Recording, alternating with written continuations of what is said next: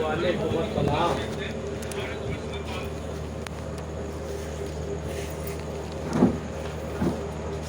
चलो तो कुर्सी में रखो ना।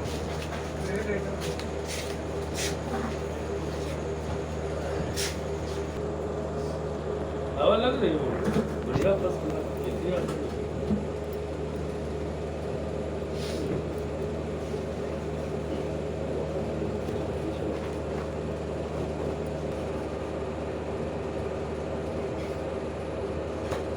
अभी ये बताइए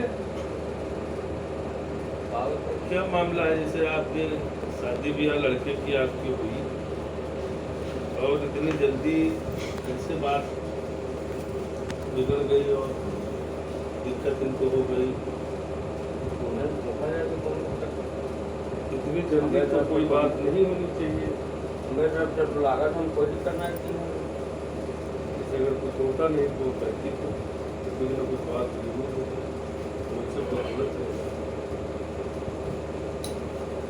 मुझसे कुछ थोड़ा कहेगा सारी जात मुझे कोई दिक्कत परेशानी हाँ जरूर कर दिमाग में या मान लो कोई बात जरूर आई। समस्या नहीं आई होती तो इतनी जल्दी मामला थोड़े अभी साल में शायद शादी हुई। साल भर कहाँ हुआ आज हमको तो उनको आए भी नहीं थे। उसके बाद से वही तबीयत बहुत खराब थी, उनको शादी में भी नहीं।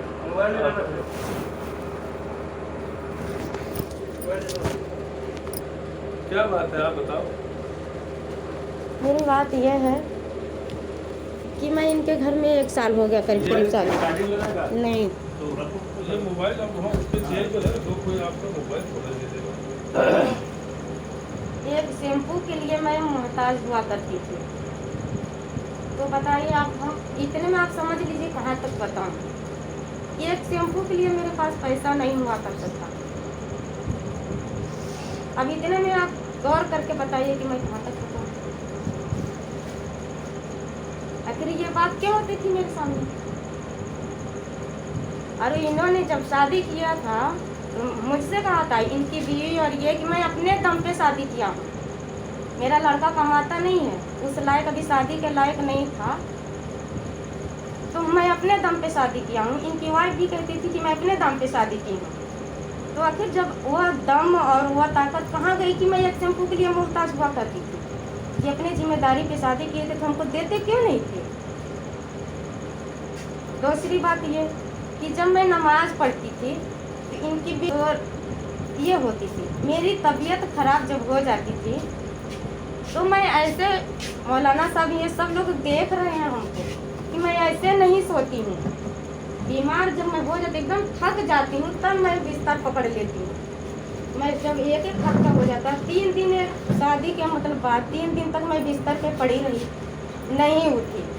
तो मेरी सास को पूछना चाहिए कि तुमको क्या हुआ है, क्यों सोई हो।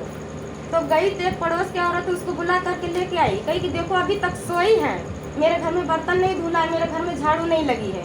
ये कहाँ का रिवाज है।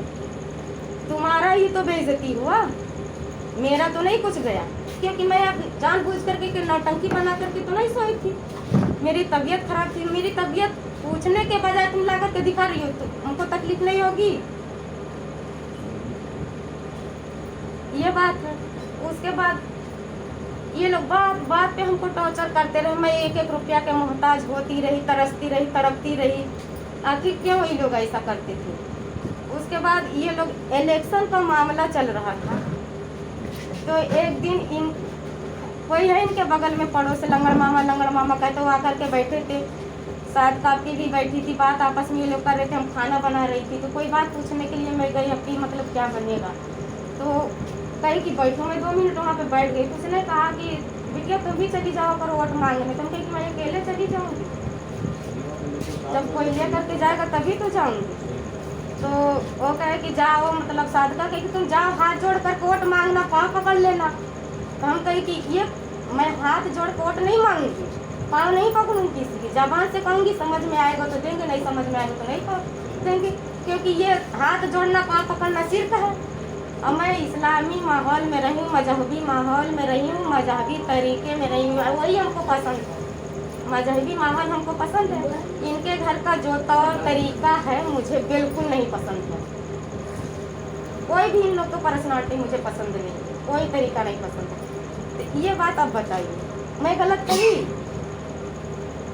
उसके बाद 10-15 दिन हो गया, इन्होंने हम मेरी बुखार थी 3 दिन तक खाना नहीं खाई थी। तो चच्ची है आमिर से कही कि जाओ उसको दवा ला करके दे दो, खाना नहीं खाई है और रोज़ा रखती है, उसकी तबीयत खराब है, और तुम जाओ उससे कह दो दवा ले के दो, खाओ। खाना निकाल के दस्तरखान लगा दी रखी, दोनों लोग खाने जा रहे थे। तो ये खाना खा करके बैठे थे, बुलाया आमिर लाओ, तो पीछे से मैं भी गई।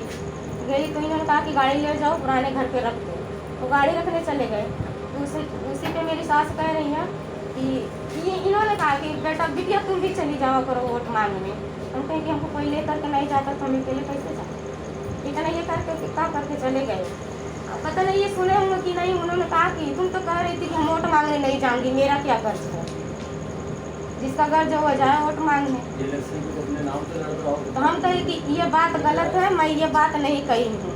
तो कहे कि रिनिया कहत रहे, कहे कि लेकिन इनकी भांजी है और आती जाती रहती है। तो उसने कही कि भाभी हमसे बता रही थी कि हम वोट मांगने नहीं जाऊंगी, मेरा क्या कर्ज। हम कहीं कि ऐसा है, उस पर मुझको गुस्सा आ गया, क्योंकि उस पर गलत बात वो बोली थी ना, मुझको गुस्सा आ गया। मैं कहीं कि उसको तुरंत बुलाइए, अगर वो कही होगी तो वो गलत होगी, मैं कही होंगी तो मैं गलत होंगी, उसको पहले सामने बुलाइए। अगर सही बात होती तो वो तुरंत बुला करके पूछवाई होती मेरे सामने, नहीं बुलाई, मैं चिल्लाती रही।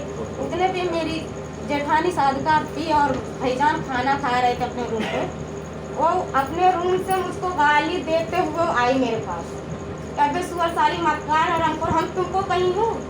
तो मेरे भी जबान से निकल गया, अबे मक्कार हम तुमको तो नहीं कहीं हूँ, तुम हर बार मेरे बीच में टांग क्यों लड़ा देती, मैं तुम्हारा नाम तो नहीं ली हूँ, तुम ही ये बात कही तभी तो तुम दौड़ते हुए आई हो, है कि नहीं।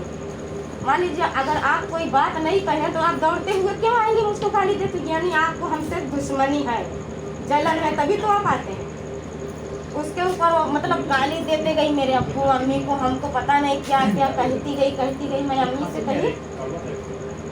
कहती गई या अम्मी इसको हटा दो, हमको गुस्सा आ रहा है वरना मैं मार दूँगी, हटा दो वरना मैं मार दूँगी। उन्होंने 5-6 दफ़ा कही, नहीं हटाई मेरी साथ। उसके बाद इतनी गंदी गाली कहिए तो मैं गाली दे करके बताऊँ, अल्फाज नहीं उस गाली का। मैं उसका बाल पकड़ी एक झापड़ लगाई, मैं अपनी भी गलती बताती हूँ, मेरी यही गलती है, एक झापड़ लगाई। उसके बाद उनका शौहर वहीं पे खड़े थे, लेकिन अगर मेरे में गलती तो उनके शौहर तुरंत डांटो थे कि तुम, मैं यहाँ पर खड़ा हूँ, तुम क्यों मार रही हो। उनके शौहर हमको मानते हैं, कभी कहते हैं कि तुम गुलशन का मुकाबला नहीं कर पाओगे, वो बहुत अच्छी है, तुम उससे मिलजुल करके रहो, ये बात है, ये भी जाने। उसके बाद तमाम औरतें जुट गई, मैं रोने लगी, चिल्लाने लगी, जब ये लोग मारने लगी सादका, मेरी सास वहीं पर खड़ी है। और उस वक्त मैं प्रेग्नेंट थी, ठीक, उस हालत में उसने मारा मुझको। नहीं मारना चाहिए, ऐसा नहीं करना चाहिए ना। सोचिए जब इलेक्शन का टाइम चल रहा है तो ये लोग झगड़ा लड़ाई क्यों कर रहे हैं। समाज को अपने मुट्ठी में करने का टाइम था, एकता बनाना था, उस वक्त इनके घर में ये लफड़ा हुआ। मेरी सास नहीं बोली। उसके बाद ये पुराने घर पे थे, ये भी आए, तमाम लोग चच्चू वगैरह सब आ गए। मुझे रोने के अलावा कुछ अल्फाज ही नहीं था।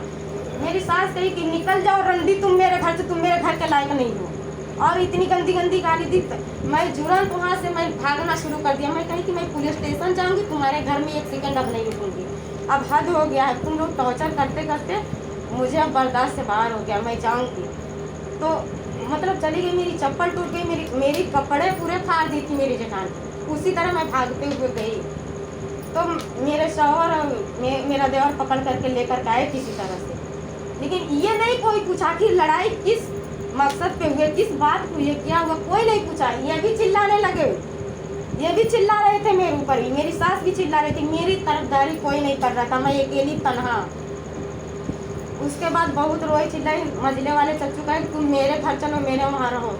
मैं कही कि मैं कहीं नहीं जाऊँगी, मैं इसी वक्त मदरसा जाऊँगी, मदरसा भी नहीं जाऊँगी, हजरत से भी नहीं बताऊँगी मेरे साथ ये वारदात हुई है, मैं डायरेक्ट पुलिस स्टेशन जाऊँगी। तो ये लोग आखिर क्यों ऐसा करते हैं, मेरे अंदर क्या ऐसी कमी है, कौन सी खता की। नबीस का जो बतावत है बात तो समझ में आवत है तुम्हें। सुनिए। हाँ? 50% नोट कार्ड है, 25% बलिए कार्ड में 50% नोट कार्ड। चलो 25% सही मान लियो। सुन रहे हो वाजी साहब आप बात? अब ये सुनिए, जैसे कि मान लीजिए इस वक्त हाँ? बुलवाई है रे कहो और कलाम पाग रखाई दो और कसम खाए खाए करी करिए पैसा देने कह गया बुलवाई है कहीं और जो हम कई बतावट है हम तो लाओ लाओ हम कसम खाई बेच अगर इनका कुछ कहे उस मामले में यहाँ हम कसम खाई बेच ये हम बताएं आपको, सुनिए मेरी बात। उस लड़की को ये एहसास नहीं हुआ शादी होने के बाद, उसको आप लोग ये एहसास नहीं दिला पाए और उसको एहसास नहीं हो पाया कि मैं अपने ससुराल में अपने घर पे हूँ, अपने घर से यानी कि नैहर से बेहतर, मायके से बेहतर अपने ससुराल में हूँ। ये एहसास आप लोग उसको नहीं करा पाए और उसके साथ आप लोगों ने गैरों जैसा व्यवहार किया, बर्ताव किया कि कोई जानवर खरीद के लाया, बकरी बात किया कुत्ते से। बहुत गलत बात है। ये उसका दर्द है जो वो कह रही है और आप लोग अपने शान में घूम रहे हो, शादी ब्याह किया, बहू लेकर गए हो और इस तरीके से यार आप लोग उससे उसको आप एहसास नहीं करा पाए। तो जैसे कोई इंसानियत पहले नंबर पे है ना, मैं इसका मैं आपको बता रहा हूँ हाजी साहब। दादा आप बताइए, इंसानियत पहले नंबर पे है। वो अगर आप किसी नहीं हुई होती, बैकवर्ड सामान हुई होती, आप प्रधान हो गए होते तो क्या उसके साथ आप ऐसा व्यवहार करते? उसको आप अपने घर बहू बना के रखते कि नहीं रखते? शादी किया था आपने, कोई भगा के नहीं लाए थे आप न, वो घर मजहब की लड़की थी। बिल्कुल बिल्कुल जैसे तो हाजी साहब जब एक अंग आपका हो गया, आपने शादी ब्याह कर लिया, आपने अपने बेटे से शादी की, किसी नौकर से शादी नहीं किया है, किसी गैर से शादी किया है, तो आपकी असल में बहू है कि नहीं है? तो आपको उसको दर्जा देके रखना चाहिए, घर पे नहीं रखना चाहिए। उसको ये तकलीफ क्यों होती भाई? वो कह रही है मेरे पास 10 रुपया नहीं रहता था, आप लोगों की जिम्मेदारी थी, आपका लड़का कोई काम नहीं करता, नौकरी नहीं करता है, तो उसकी लायबिलिटी किसके पास है? और जिस स्थिति में गुड्डू प्रधान हमसे उस दिन कह रहे थे नवलिया के कि मैं घर बेच के गया था, तो लड़का जब आया तो उसको हमने देखा तो हमको खुद बहुत बुरा लगा। तो ये जिसे वो पढ़ी लिखी लड़की है, शहर की रहने वाली है, मदरसे में वो पढ़ी है। बताई हो जैसे हम बाद में पूछते हैं आपस से, तुम आपा को बताई कि आपा ये है, आपा तुमको समझा रहे थे तो तुमने बताया कि आपा उतने सरफ डालते हैं जितने में 2 लोग धुल लेते हैं और बाकी एक इंच नहीं खाते। सरफ उतना ही ना बंधन करे बैठन आज तक तरफे ना रहे लाओ कलाम पाक पर आप जगह अगर 1 ग्राम लाए हम तरफ तो आपको नहीं, कहा काम को सुनो तो वो आप जैसे थोड़े कि कह रही है। सरफ इतना आता था, वो दोनों लोग कपड़ा धुल लेते थे, मेरे लिए नहीं बचता था। मैं अल्लाह के घर में बैठी हूँ, झूठ नहीं बोल रही हूँ। और मैं झूठ बोलूंगी तो इसी वक्त मैं मर जाऊंगा। अल्लाह के घर में बैठ करके हक बात बोल रही हूँ, और हक बात हमेशा कड़वा होता है। उतना ही सरफ आता था कि कपड़ा धुल जाता था। आमिर को मैं इंतजार करती थी, इनको इंतजार करती थी, सास को इंतजार की, कोई आ जाता कि मैं मंगा लो। ये नहीं होते थे, ये हर वक्त घर पे नहीं होते थे। तो घर पे इनकी बीवी होती थी ना, उनको संभाल नहीं लाते थे। घर में जितना मैं काम करती हूँ, 1 चम्मच तक मेरी जेठानी मेरे होते हुए, मेरे गैर मौजूदगी में काम की हो, मेरे रहते हुए 1 चम्मच तक उठा करके नहीं रखती है मेरी जेठानी। मैं एक लफ्ज नहीं बोली, तू काम क्यों नहीं करती? मंजन क्रीम पाउडर हो, मंजन ब्रुश जो भी जरूरत होगी उसको आप मंगाओ। आपके पास पैसा नहीं बचेगा, 2 दिन पहले आपको बता देना कि मेरे पास पैसा नहीं है। उसकी जरूरत को खुद पूरी करती है। आप काहे लिए उसको सरफ ला के दो, काहे लिए मंजन ला के दो, काहे लिए शैम्पू ला के दो। वो उसके पास पैसा होना चाहिए, वो अपनी जरूरत खुद पूरी कर लेती। हाजी साहब उसको कहीं जाना है, कपड़े लेना है, घूमने जाना है या टहलने, नई नई जब किसी की शादी होती है तो 4-6 महीना सहनूर तो अपने हिसाब से ही जीवन जीता है ना। तो ये सब जैसे आप हमसे बता रहे थे कि हाँ तुमने आपा से बताया कि आपा हमारा महल पैसा छीन लेते हैं, हमारा कपड़ा महल का पैसा मेरे लिए कपड़ा लाती है, मेरी जेठानी के लिए कपड़ा लाती है, मेरे लिए क्यों नहीं लाती? लड़कियों का सुनो, तुम बुलवाई ले के चलना पड़े हो। तुम सारा दिन आओ बाहर, तुम्हारे घर की मेयर हो तो का परेशान करे। और रही बात वो कहा वहाँ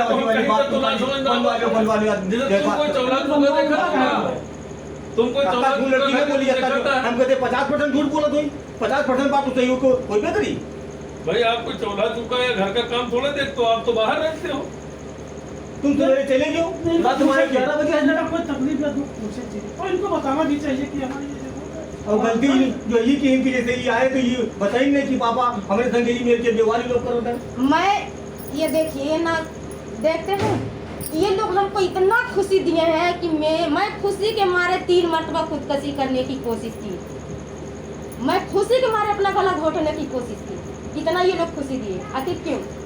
मैं इतना खुश थी, खुशी में कोई अपना जानते थे तब। मैं इनकी बीवी को बैठा करके, इलेक्शन का मामला था, मैं कही कि तुम उनकी बीवी हो, नमाज पढ़ो, बावजू रहा करो। तो कहीं तुम नमाज पढ़ती हो, हम क्यों पढ़े? मैं रमज़ान के महीने में रमज़ान का पूरा रोज़ा भी रखी, तरावी पढ़ती थी, सब कुछ की। उनके संग तुम्हारा जो फर्ज था तुमने कहा, सही कहा।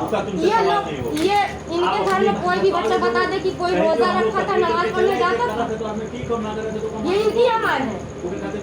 मैं जो करती हूँ उसके मुझ पे तोहमत लगने लगी, मेरे किरदार पे तोहमत लगी, मेरे मैं फूक करके कदम चलती थी, लेकिन ये लोग मेरे ऊपर कीचड़ उछालते मेरे अंदर आए ढूंढते रहे, मेरी आय दिखाए। मैं जैसे कि इनकी गलती बता रही, ये लोग मेरी गलती बताएं, मैं इन लोग के साथ किस तरह से बर्ताव की हूँ, क्या गलत की हूँ, किसकी सजा मुझे मिल रही है। आज प्रेजेंट टाइम में मैं गाँव की मुखिया हूँ, ये मेरी किस्मत बता रही है कि मैं मुखिया हूँ। आज इनका इलेक्शन हो गया, आज ये मुझे लात मार के भगा दिए, कल मेरा क्या हाल होगा, कहाँ जाऊंगी? कहाँ भगा उसका कहना भी सही है, वो गलत थोड़े कह रही है। वो कह रही है जब आज हम प्रधान व्यवहार करते कल हम न रहे तो तुम मेरे साथ क्या करी हो, वह कहा। बताइए मैं किससे यकीन करूं? भरोसा कोई चीज छोड़े तो मैं भावना होती है, हर आदमी का अपना मतलब मिसाल देकर कह रही हूँ। सबके दिल है, सबके दिमाग है और सबके एक बार भी उन्होंने नहीं पूछा कि बिटिया तुम इस हाल में रहती हो, सही सलामत हो, ठीक। ये जब भी मेरे पास फोन किया कहा बिटिया तुम ठीक हो, तबियत वगैरह ठीक, तबियत वगैरह महीना फोन तक नहीं तो कुछ बताओ, ऐसा रहा होगा तभी तो नहीं उठाई बात में। अभी क्यों फोन बताओ कुछ रहा होगा तभी तो नहीं। मैं इनका नंबर ब्लॉक की कर दी। ये जिससे भी फोन करवाते हैं, जो भी इनके घर का फोन करता, मैं सबका नंबर ब्लैक लिस्ट में डाल रखी हूँ। मैं किसी से रब्ता नहीं करना चाहती थी। अगर ये लोग अपना गला काट करके कहें, मैं जीते जी इन लोगों के ऊपर मैं यकीन नहीं करूंगी जितना ये लोग मेरे साथ करती हैं। विश्वास नाम का कोई चीज ही नहीं छोड़ा है, मैं यकीन ही नहीं कर सकती। और आकामिल को क्यों नहीं लेकर के आए हैं? उससे तो मुझे बहुत बात है, उसको सामने रखना चाहिए, वो मेरा शौहर है। सबसे बड़ी यही गलती अब करते हैं। उससे भी मुझे बात, मैं बीवी और शौहर का आपस का बात होता है ना, चाहिए, वो सही कह रही है। बीवी और शौहर का आपस का बात होता है, आपस में बात करते हैं हम लोग। अकेले आवे तो अकेले रात में कहाँ है? अकेले रहते रात हो गई आप भली देखो 8-9 बजे वाले होंगे, 9 बजे, 7 बजे, अरे तब भी रात नहीं होता। अकेले का कोई मतलब हम कहते हैं तो बाहर आदमी बैठी है, लेकिन अकेले कहाँ से आएंगे? आज हमारा गरीब बाप जिंदा है तो संभाला हुआ है, कल अगर वो नहीं होता मैं किसके दर पे जाऊंगी? मेरे बाप के सामने इतनी सारी बातें रखी गई थी ताकि मेरे बाप खुश हो गए थे। मैं गरीब हूँ, मेरी बेटी गरीब है, जाकर के खुश रही थी उसके घर में। आज मैं अपने हैसियत के आदमी से शादी की होती थी, खुश रही थी, लेकिन अमीर नाम के आदमी दिलदार नहीं होते हैं। सिर्फ ये लोग दौलत का भूखे हैं, इज्जत के भूखे नहीं। अगर हमसे हमदर्दी होती, मोहब्बत होती तो आज हम 1 रुपया के लिए रोते नहीं, तरसते नहीं। इनके घर में मैं थी, 2 बार मेरे साथ प्रेगनेंसी का मामला हो चुका, लेकिन ये लोग कभी गौर नहीं किया। मैं भाग के अपने अम्मी को वहाँ गई, ये 4,000 रुपया भेजे उस हाल में कि बिटिया तुम दवा करा लो, अगर जरूरत पड़ेगी तो मैं दोबारा भेजूंगी। 2,000 रुपया मैंने आमिर को दे दिया। उस कपड़ा नहीं लेकर के गया था, अपने लिए लोवर टी शर्ट खरीदा, बनियान लेकर खरीदा। 2,000 रुपया मैं आज तक अपने डायरी में रखी हूँ, कहीं कि मैं इनके पैसे की दवा नहीं कराऊंगी। ये भीख दे रहे हैं मुझे कि पूरी ताकत मेरे मुट्ठी में है। मैं मुखिया हूँ, मैं मुखिया होने के नाते 4,000 भीख दे रहे हैं, ऊपर से करें बाद में भेज देंगे। 1 साल हो गया मेरी शादी को, 1 साल में ईद के रोजा रखी 2,000 रुपया मुझे दिए थे इनको कपड़ा बनवाने के। 30,000 बताती हूँ। मेरा मोबाइल था। अरे 15,000 रुपया उसके चक्कर में कोनो राउंड में है, यको चक्कर में है, इनके 30,000 और 40,000 से नीचे ना खर्चा पाओ भैया वहाँ। 10,000 रुपया गई है, 8,000, 10,000, 4,000 हुआ दिए, उसके बाद में गाड़ी पे जाए 10,000, 12,000 रुपया हुआ खर्चा होता है। गाड़ी वाला गाड़ी से तुम हुआ जब गए हैं भैया, तुम हुआ गए तब जाकर- हुआ गए तब हम 4,000 दिए बाजार गई हैं। बताती हूँ, हिसाब देती हूँ, मुकर तू ना कहते कि ना दिए, बताती हूँ। मैं तू ना कहते कि तू ना दिए। कहाँ दिए हैं भैया, सुनाइए। जैसे कि मान लीजिए मेरा मोबाइल इनके घर, मेरा मोबाइल था, इनका लड़का शादीशुदा, इनको खुद सोचना चाहिए कि मेरा लड़का शादीशुदा हो चुका है, उसके लिए हम मोबाइल खरीद के दे दें। कहीं भी ज़्यादा इसको ज़रूरत पड़ेगी तो इसकी बीवी फ़ोन करके उससे रब्ता कर लेगी। अभी तक पूछिए उसके बारे में जिम्मेदारी संभाले हैं, कभी दिया है मोबाइल खरीद करके? मैं इनसे बहुत लड़ाई झगड़ा किया, आमिर से कि तुम पैसा मांग करके हमको दो। मैं 18,000 के मोबाइल ऑनलाइन की, मुझे पसंद आ गया, मैं ऑनलाइन की, कही कि इतना पैसा पापा से अपने कह करके मांगवा, मैं ये मोबाइल ले लूँगी। इन्होंने 15,000 रुपया भेजा, तो मैंने कैंसिल करवा दिया। 3,000 रुपया कम पड़ गया, तुम कहाँ से दूंगी, नहीं है तो आएगा तो तुरंत लेगा, तो मैंने कैंसिल करवा दिया, नहीं लिया। तो उसके बाद ये जब हकीकत में गए तो 10,000 रुपया दिए मेरे भाईजान, हमको बुलाए, मैं तमाम मान लीजिए। तो वो 15,000 जो थे वो क्या किए थे? आमिल अपने पास हमको नहीं दिए थे, आमिल आमिल खा वहीं लिया पे वहाँ पे, जी अजय आमिर वहाँ पे खा लिया 15,000। नहीं, इनको दिया कि वाकई, मतलब आप गुस्से में कह रहे हैं कि खा लिया कि वाकई उसने खा लिया? वाकई खा लिया यार, जी। 15,000 रुपया उसने खा लिया। मैं बता रही हूँ, उसका हिसाब दे। नहीं देख, 15,000 खा लिया।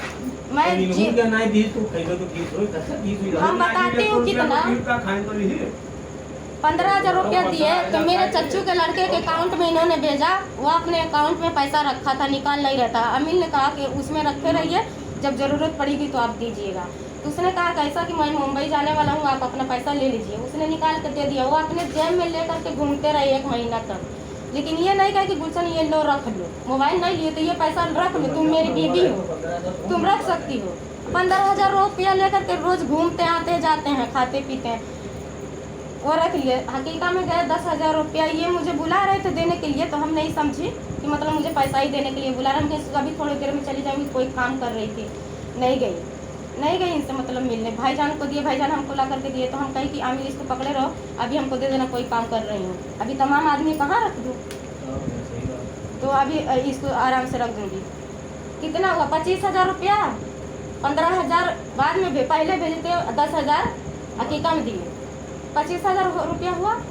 उसके बाद इन्होंने दे करके हमसे कहे ये कि तुम चलो, हम कहे कि हम नहीं जाऊँगी, मैं आपके घर नहीं जाऊँगी, कसम खा करके आऊँगी, आई हूँ कि मैं उस घर में नहीं जाऊँगी।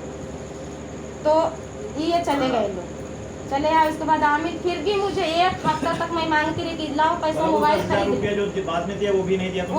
वो भी नहीं दिया। तो मैं मांगती रही, तो अब्बू भी डांटे कि मान लो जब ये लड़ करके तुम्हारे अब्बू से मांगी है तो दे दो इसको, जब ये लड़ाई झगड़ा करके मांगी है तो दे दो इसको, ये मोबाइल खरीद लो। तो वो कह रहा है मेरा अब्बू के सामने हम नहीं देंगे, क्या कर लेंगे, नहीं दिए। उसके बाद नहीं दिए तो फिर मैंने कही बहुत प्यार से कि दे दो मोबाइल, तू ही चला खरीदी है। हकीकम गए 10,000 रुपया देहन, वो नहीं दिया, तो दिया हमको, तो सुनिए बता रही हूँ ना। एक फिर मैं 2-4 रोज के बाद कही कि दे दो मोबाइल, खरीद लूँगी, तो तू ही चलाना, आखिर में घूम रही इधर उधर। मोबाइल ये 12,000 का मोबाइल दिख रहा है कि नहीं? 12,000 का मोबाइल, हमको 18,000 रुपया आमिल हमको दिए, 18,000 रुपया हमको दिए। उसमें से मैं 12,000 का मोबाइल आपके सामने है, 6,000 रुपया बचा। उसके बाद मैं 6,000 रुपया अपने पास रखी थी। आमिल के पास बाकी पैसा बचा था, उसने क्या किया, अपने मतलब चच्चू के लड़की के लिए कपड़ा खरीदा, अपना खाया, के दोस्त आए वहाँ भी थे। तुमको 10,000 में से कुछ दिया? हाँ, 18,000 रुपया दिया। अच्छा। उसके बाद उसने जो भी खर्च किया, 12 का मोबाइल लिया, 6,000 बचा। तो उसके पास अब वो 25,000 में से मैं 18,000 में से मैं बता रही हूँ, 25,000 में से 18,000 सही है। तो 12,000 का मोबाइल ले लिया, 6,000 रुपया बचा। जब आमिल घर आने लगे तो कहे कि तुम हमको 2,000 रुपया दे दो, मेरे पास पैसा नहीं है किराया करने के लिए, एक मोबाइल ले लेंगे बात करने के लिए रास्ते में। तो हम भी सोचे ठीक है, तो मैंने उसको 2,000 रुपया दिया। तो 900 का वो मोबाइल छोटी लिया, 1,000 रुपया अपने पास रखा, किराया करके आया, बाकी बचा मेरे पास 4,000। मेरे गांव में मस्जिद बन रही है, आए लोग चंदा के लिए मैं 4,000 उठा कर दे दी, बचा कुछ भी नहीं, सारा पेमेंट की।